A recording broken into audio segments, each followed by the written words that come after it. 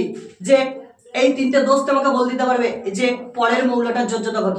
এই তিনটে দোস্তের এত পাওয়ার আছে আর কি। চলো কিভাবে দোস্তগুলো বলে আমাদের, চলো দেখি যে কিভাবে যোজ্যতা নির্ণয় করতে হয়। ঠিক আছে, ধরো আমি বললাম, আমাকে বলেছে, কেউ বলছে যে ধরো ক্যালসিয়ামের যোজ্যতা কত, আমাকে প্রশ্ন করছে, তখন আমার দোস্ত বলে দেবে। আমাকে কেউ ধরো বলছে আমরা 3 জন হেঁটে হেঁটে যাচ্ছি, 4 জন হেঁটে হেঁটে যাচ্ছি, ঠিক আছে, আমাকে কেউ বলছে যে ক্যালসিয়ামের যোজ্যতা কত, ঠিক আছে, আমার দোস্ত কিন্তু বলে দেবে যে যোজ্যতা কত ক্যালসিয়ামের। চলো দেখি, আমাকে বলেছে ক্যালসিয়ামের যোজ্যতা, ওই জন্য আমি তীর দিয়ে দেখাচ্ছি ক্যালসিয়ামের যোজ্যতা কত।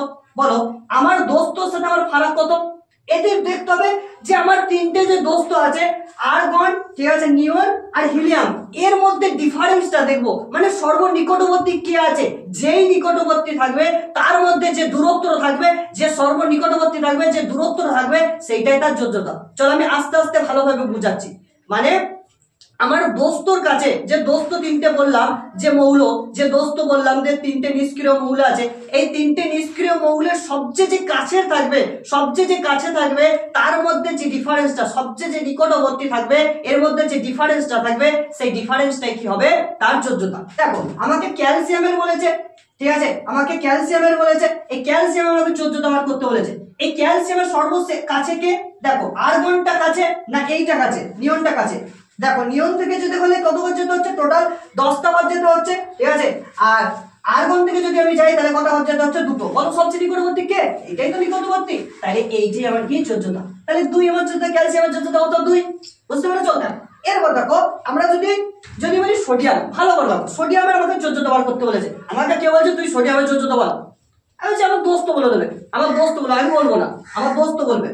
আমি কি বলছি নাকি থোড়ি, আমার দোস্ত বলবে। তাহলে সোডিয়ামের যোজ্যতা দেখো, সোডিয়ামের কাছে কে, আর্গনটা যেতে হলে উল্টো দিক থেকে কত যেতে হচ্ছে, টোটাল 5, 6, 7 ঘর যেতে হচ্ছে। কিন্তু দেখো নিয়নের কাছ থেকে যদি যাই মাত্র 1 ঘর, এই যে 1 ঘর যাচ্ছে এইটাই হচ্ছে ডিফারেন্সটার যোজ্যতা। তাহলে একটাই কি আমার যোজ্যতা।